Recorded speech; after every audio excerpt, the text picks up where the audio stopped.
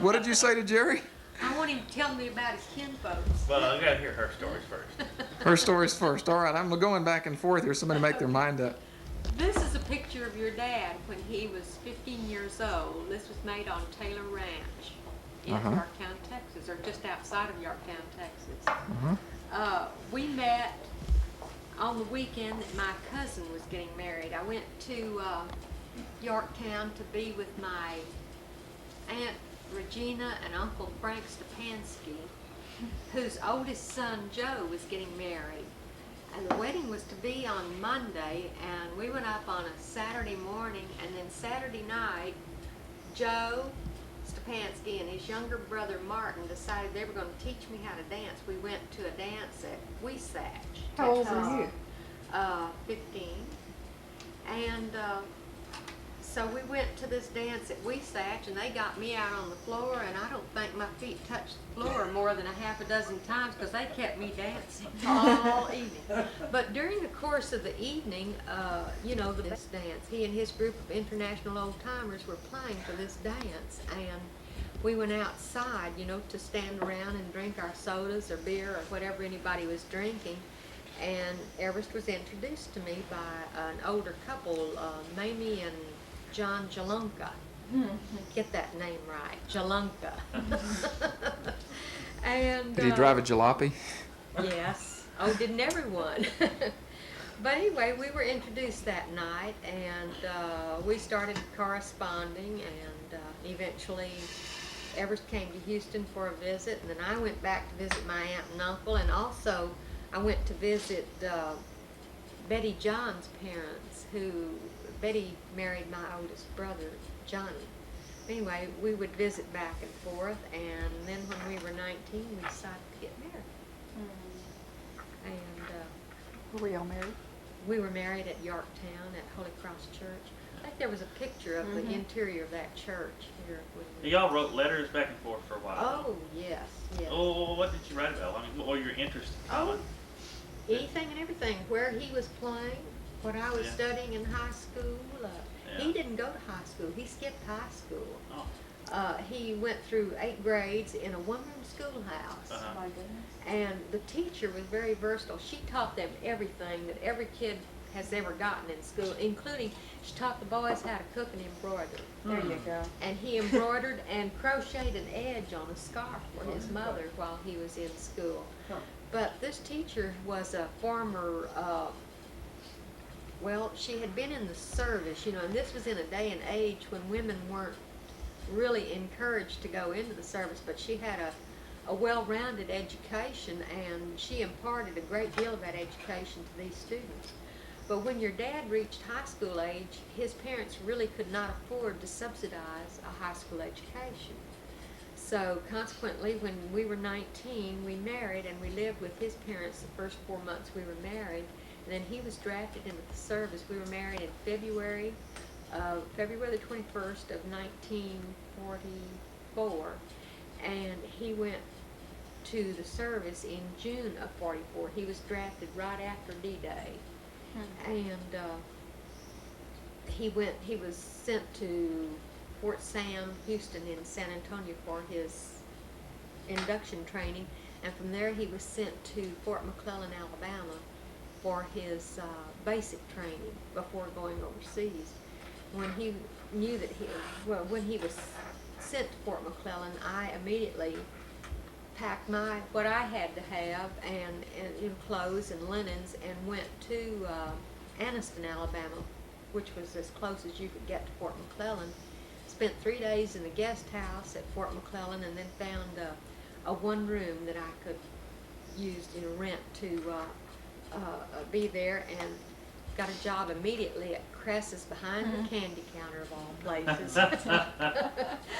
And that lasted until I found something better. I got a job in a little diner where I would get 2 meals a day, which really cut down on my expenses, because then all I had to worry about was 1 meal a day.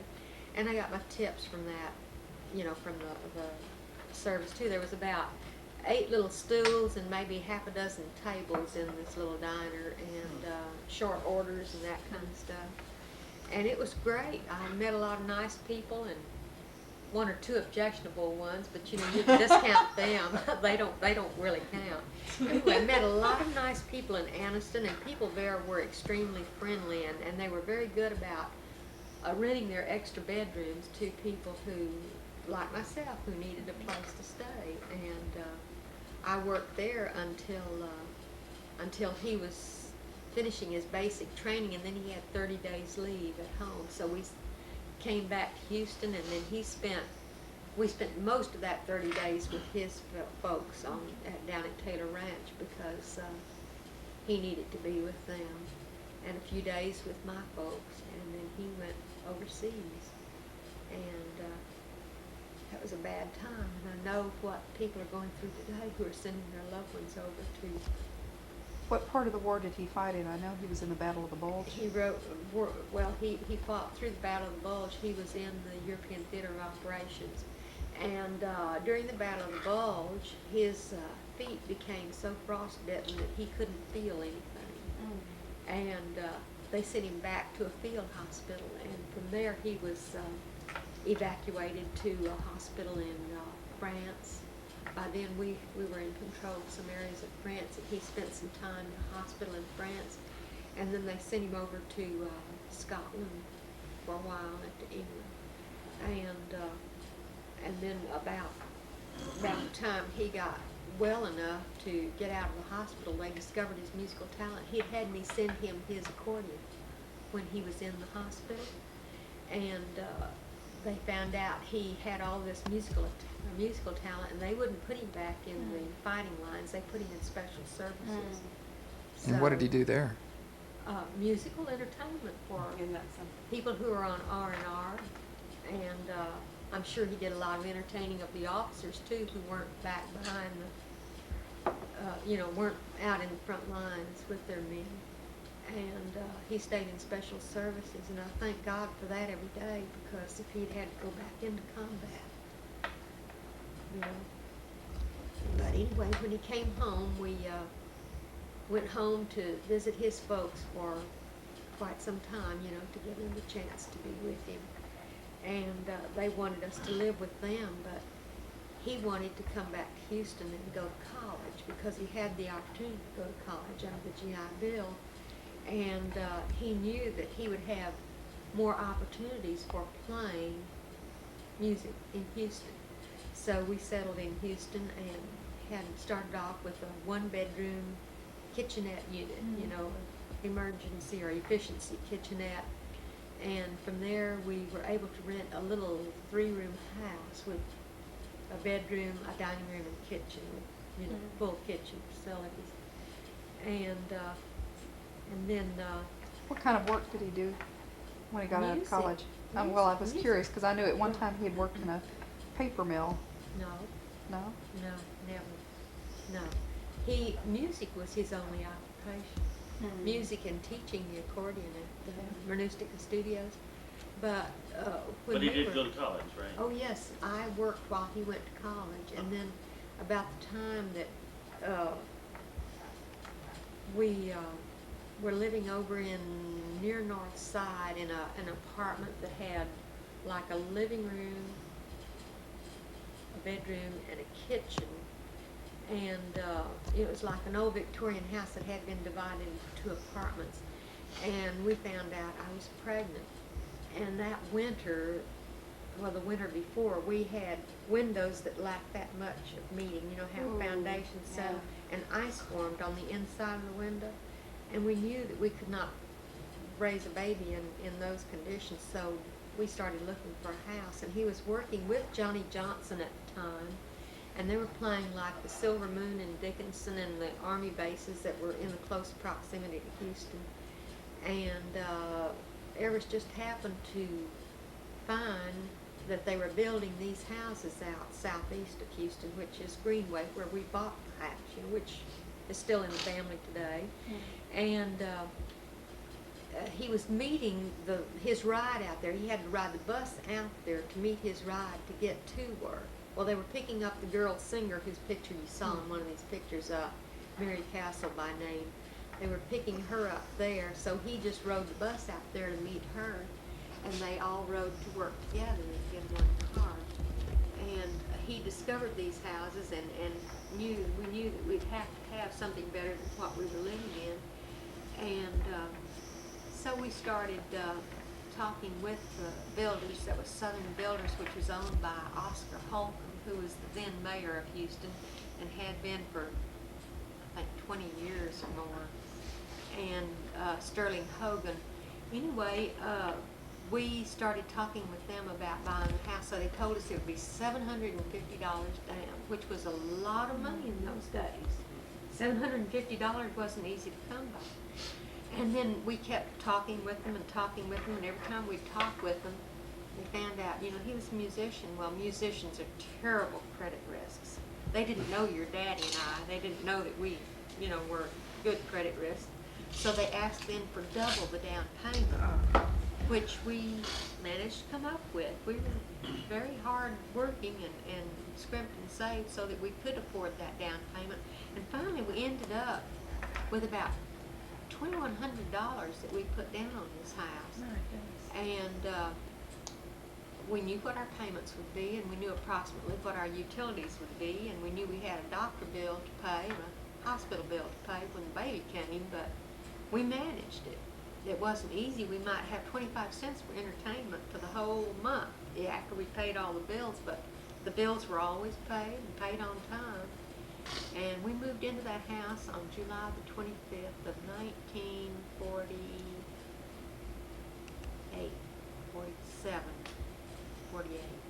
47 or 48. I'll have to get the year for you.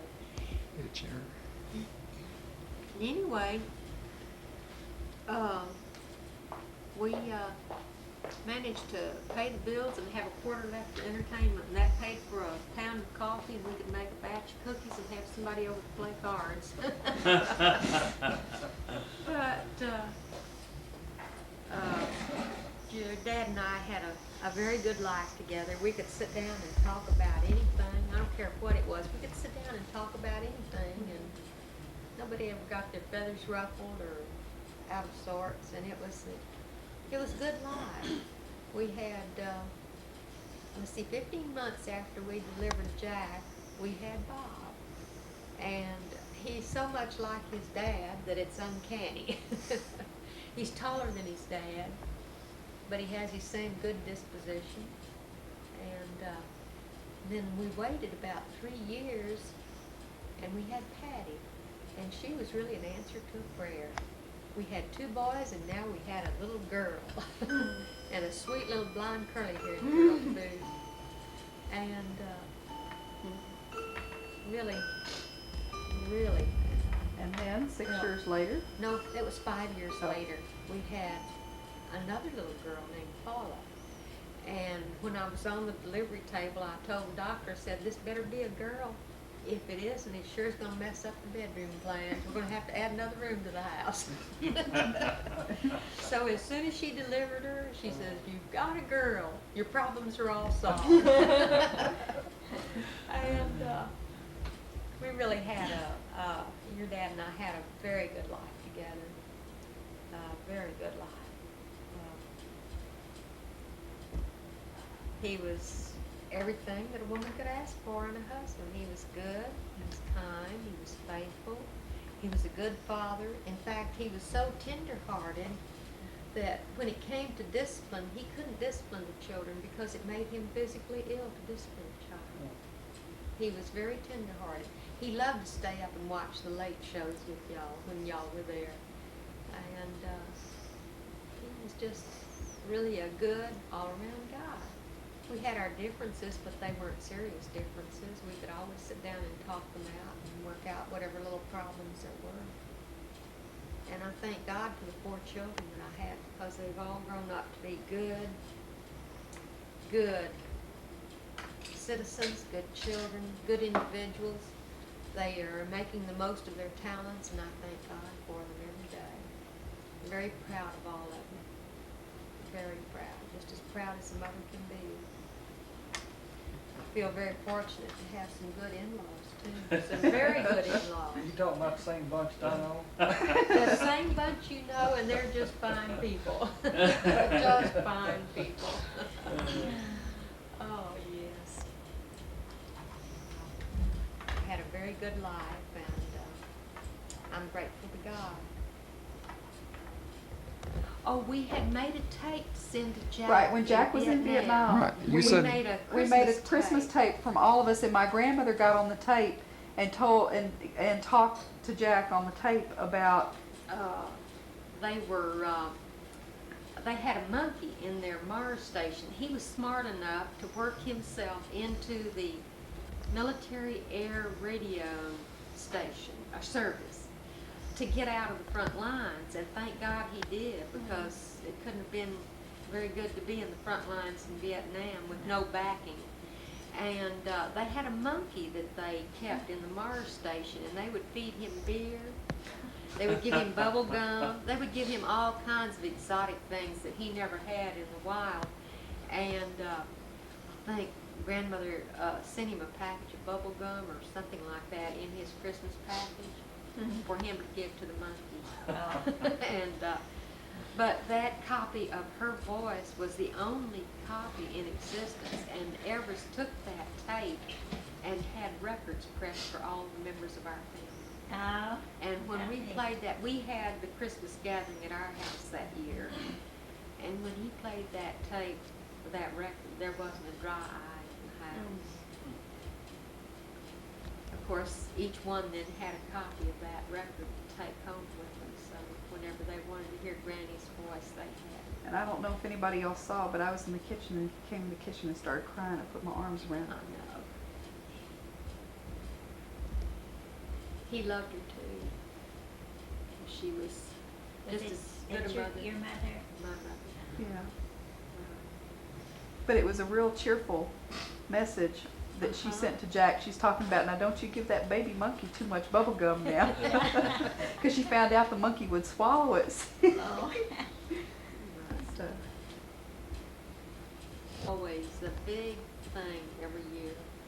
And no matter how poor we were, even during the years that she had to take in laundry from other people. You know, she had 14 children of her own. Of course, she didn't have all of these right away, but when we were small and growing up, she took in other people's laundry, and this was back when she had to scrub it on the washboard.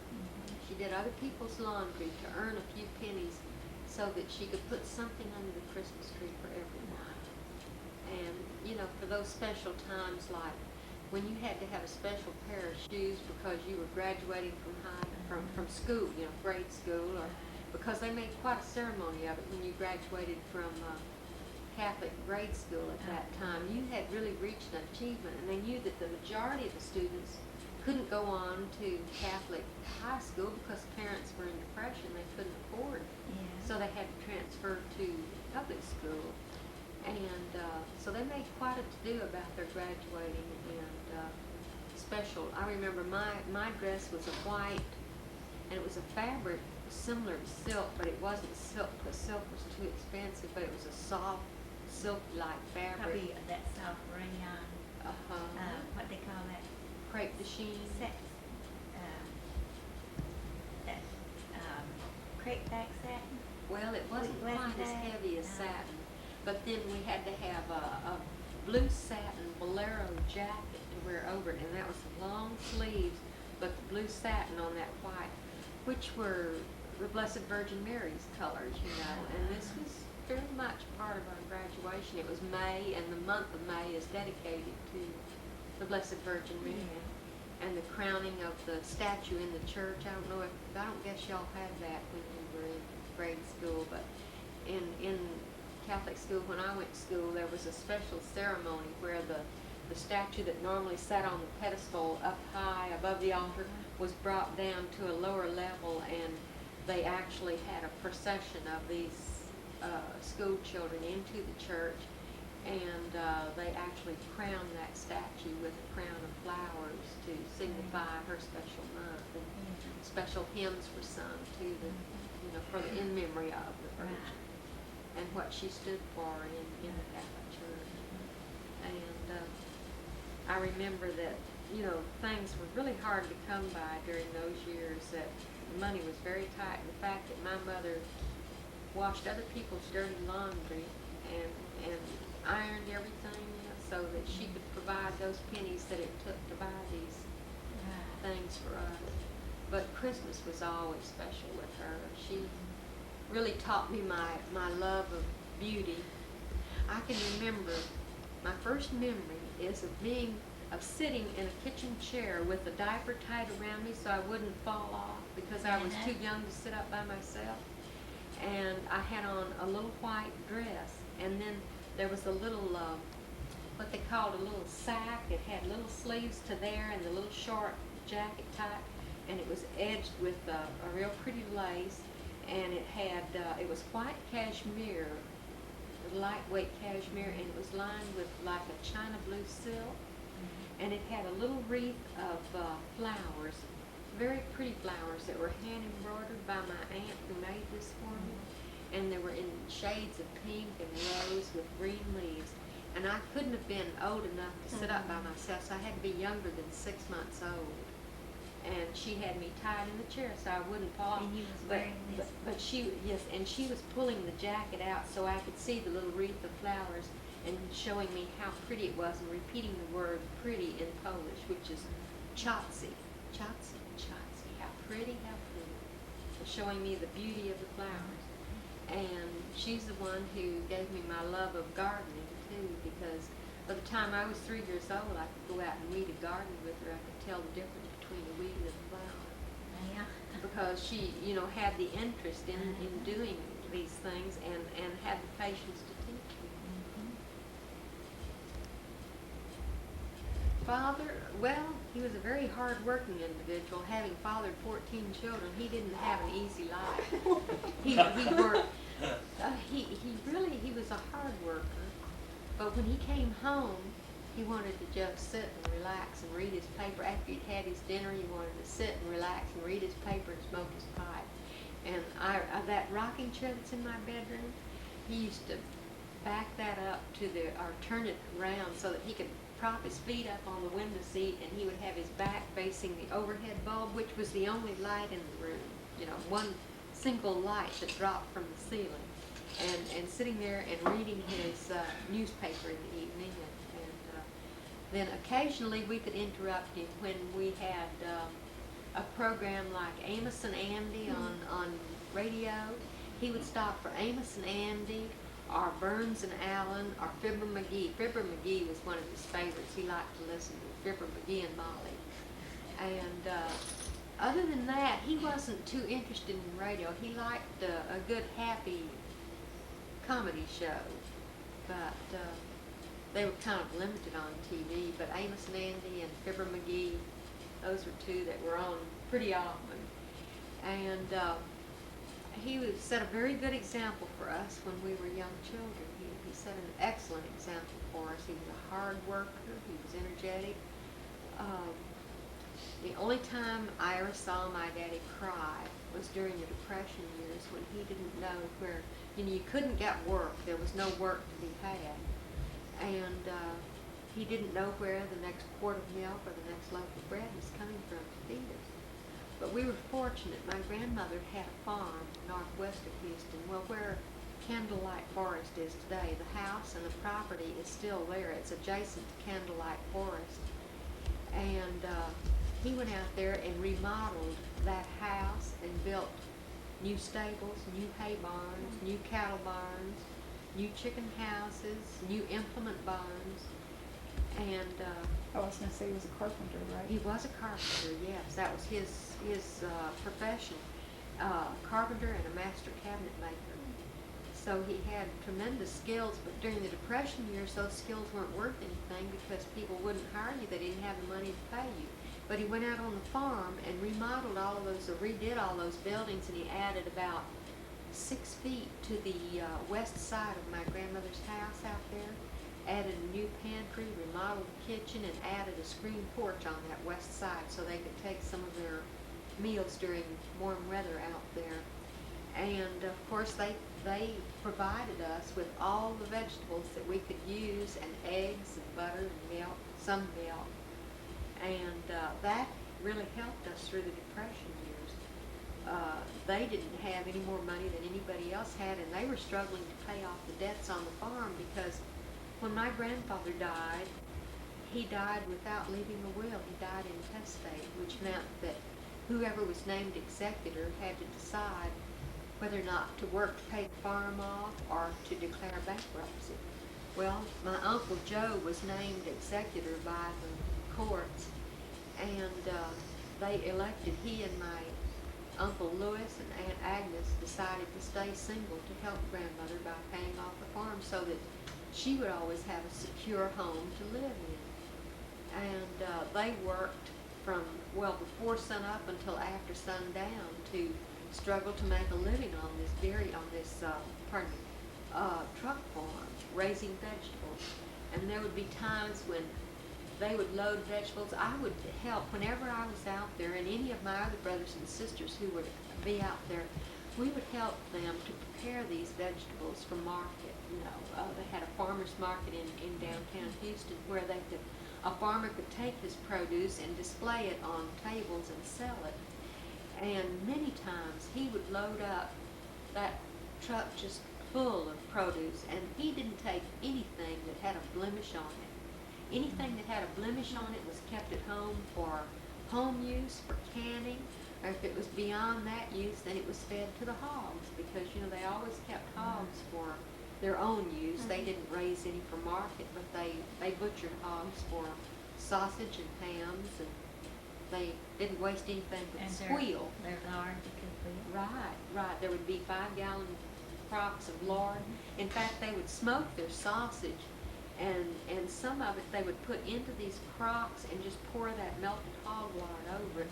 They fried out all those cracklings and used those cracklings in cooking, and also to feed the dogs. They always had to have watchdogs and guard dogs on the farm, so they would cook cornbread, crackling cornbread, and then their sour milk that was over and above what they could use was all put into this, and then they fed the dogs with that, and Hush then puppies. any extra milk that was left over, all kitchen trimmings and all the slops went into 5-gallon slop buckets to feed the hogs, so nothing was ever wasted.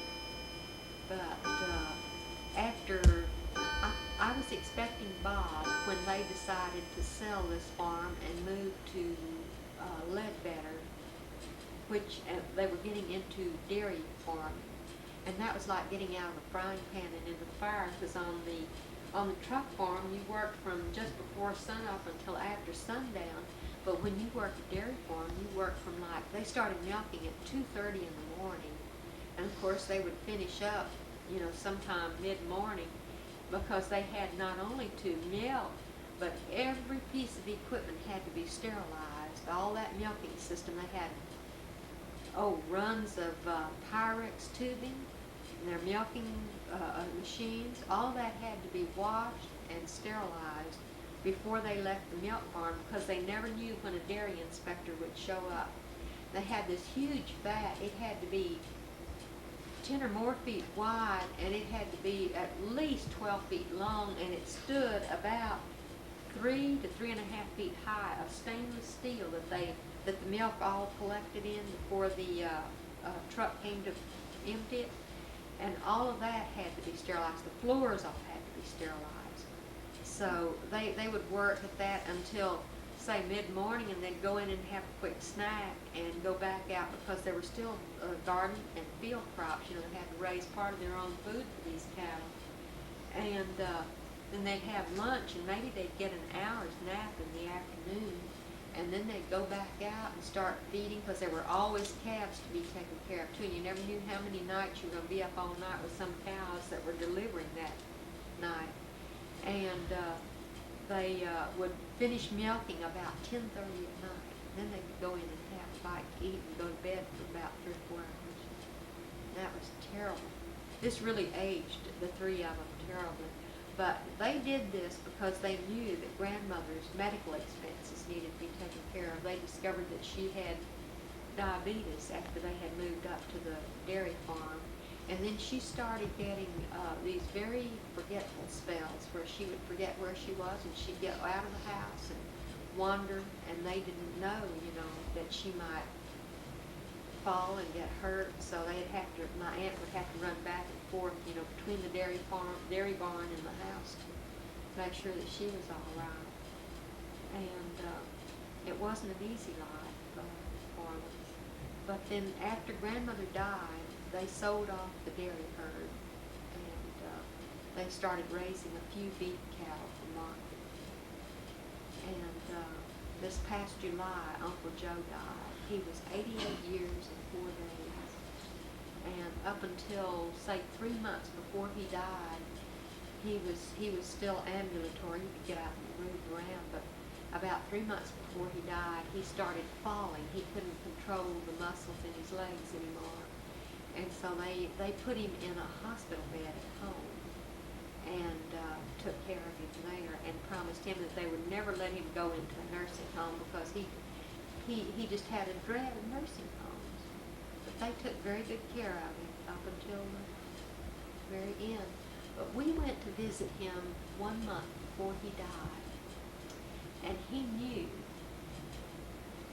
He kept asking us who those pretty ladies were who were sitting on the foot of his bed. The angels were already there to take him home. And he recognized us, and this was something, that he didn't always recognize people who came in, but he recognized us and he knew us. And